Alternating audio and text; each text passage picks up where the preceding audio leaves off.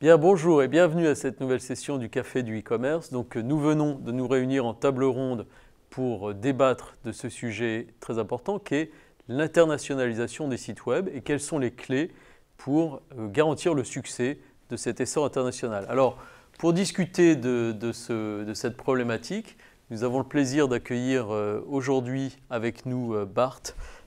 Donc, Bart Zelzman, vous êtes le responsable grand compte de la société Adobe, des softwares du groupe Adobe.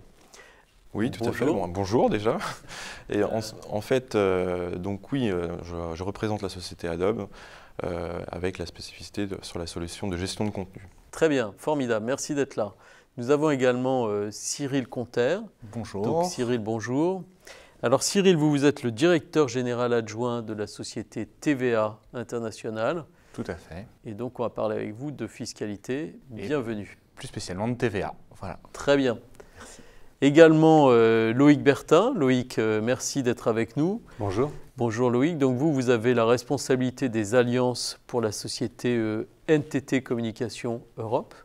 Oui, tout à fait. Donc NTT Communication, opérateur international d'hébergement et de solutions Internet pour accompagner les e-commerçants. Voilà. Parfait. Et nous avons également avec nous Benoît Magos. Benoît, merci d'être là. Donc Benoît, vous êtes le directeur projet de la société Testachat. Alors, je vous propose de démarrer tout de suite avec vous, Bart. Quand on parle d'internationalisation, on imagine tout de suite que la complexité des contenus et leur développement sur différents pays pose des tas de problèmes. Comment est-ce qu'on apporte des solutions à ces problématiques-là? En fait, déjà, on essaye de centraliser d'un point de vue contenu, ou en tout cas de produire les contenus de façon centralisée, au moins, tout du moins les rendre disponibles de façon centralisée, de pouvoir ensuite les irriguer à travers le reste de la société lorsqu'il y en a besoin. Ça permet d'homogénéiser déjà le contenu. Enfin, les contenus, ça peut être des logos, ça peut être de la vidéo, ça peut être des images, produits, et le contenu ensuite d'enrichissement produit, bien évidemment. Ensuite, on voit qu'il y a différentes solutions pour s'organiser à l'international, soit une façon très centralisée, de par la structure même de la société, plutôt décentralisée, ou on va dire un mix des deux. Et là, en fait, le mécanisme par héritage permet de mettre en avant et de faciliter, je dirais, la gestion journalière finalement des mécanismes d'un point de vue, je dirais, centralisé, master, du site master, puis ensuite de diffuser ce contenu-là vers les sites fils dans les différents pays en fait. D'accord, et là qui hérite des propriétés qui ont été mises en œuvre au niveau du site master. Exactement. Parfait. Alors, Cyril, on pense évidemment aussi au problème de fiscalité. Quand on se déploie à l'international, j'imagine qu'on se heurte à des fiscalités qui sont disparates. Comment est-ce qu'on gère ça? Oui, en fait, effectivement, quand on cherche à se développer à l'international, la principale problématique à laquelle on est confronté, c'est une problématique de taxes à la consommation et plus spécifiquement de TVA, surtout au sein de l'Union européenne, mais également dans d'autres pays qui ont pu mettre en place un système de TVA. Et en fait, les problématiques sont assez complexes parce qu'elles dépendent de la nature de l'opération. Vous n'allez pas avoir le même traitement de TVA selon que vous rendez une prestation de service rendue par voie électronique ou que vous vendez de la marchandise, donc un flux de biens. Et de la même façon, vous n'allez pas avoir la même problématique ou le même traitement TVA si vous êtes dans une logique d'exportation, c'est-à-dire quand vous vendez un client, qu'il soit entreprise ou particulier, B2B ou B2C, dans un pays en dehors de l'Union européenne. Et vous allez encore avoir un traitement différent quand vous vendez au sein même de l'Union européenne avec à la fois la problématique des livraisons intracommunautaires en relation B2B, de la problématique des ventes à distance en relation B2C avec leur traitement TVA qui est spécifique et qui peut entraîner des contraintes fiscales locales dans le pays de destination. D'accord, donc ce sont des obstacles et des frontières qui sont bien réelles en matière de fiscalité, y compris au sein de l'Europe. Oui, tout à fait. Très bien. Loïc, je me tourne vers vous.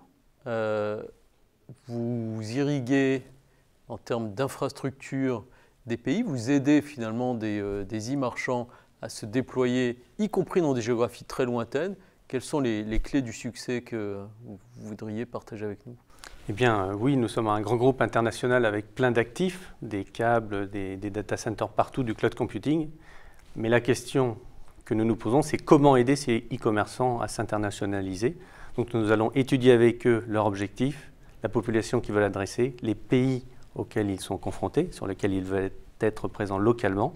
Et nous allons les aider avec différents outils, la bande passante Internet, des mécanismes de caching avec nos CDN, enfin du cloud computing et nos data centers pour délocaliser, peut-être dupliquer les plateformes de e-commerce. Et nous allons les aider à s'implanter, c'est-à-dire à travailler avec l'écosystème en termes de e-payment ou de moteurs de search engine qu'on peut utiliser. D'accord, Voilà. et donc là, on se rend compte qu'il faut une infrastructure unifiée partout dans le monde pour assurer la disponibilité et la performance, qui sont deux éléments indispensables pour les e-marchands. Tout à fait, la performance, c'est l'élément clé et nous allons travailler, assembler tous nos, je dirais, les pièces de notre moteur pour avoir un site efficace. Parfait, merci. Bien, Benoît, donc on a parlé d'infrastructure, on a parlé de solutions de gestion de contenu, on a parlé un peu de TVA qui est peut-être moins dans votre partie, mais si vous apportiez un témoignage concret sur la façon dont on met en œuvre une infrastructure, une solution logicielle, quelle serait l'expérience que vous partageriez avec nous? Mais, bien entendu, je parle au nom de TSHA, mais aussi au nom de partenaires à l'étranger, qui sont aussi des associations de consommateurs en Italie, en Espagne, au Portugal et récemment au Brésil.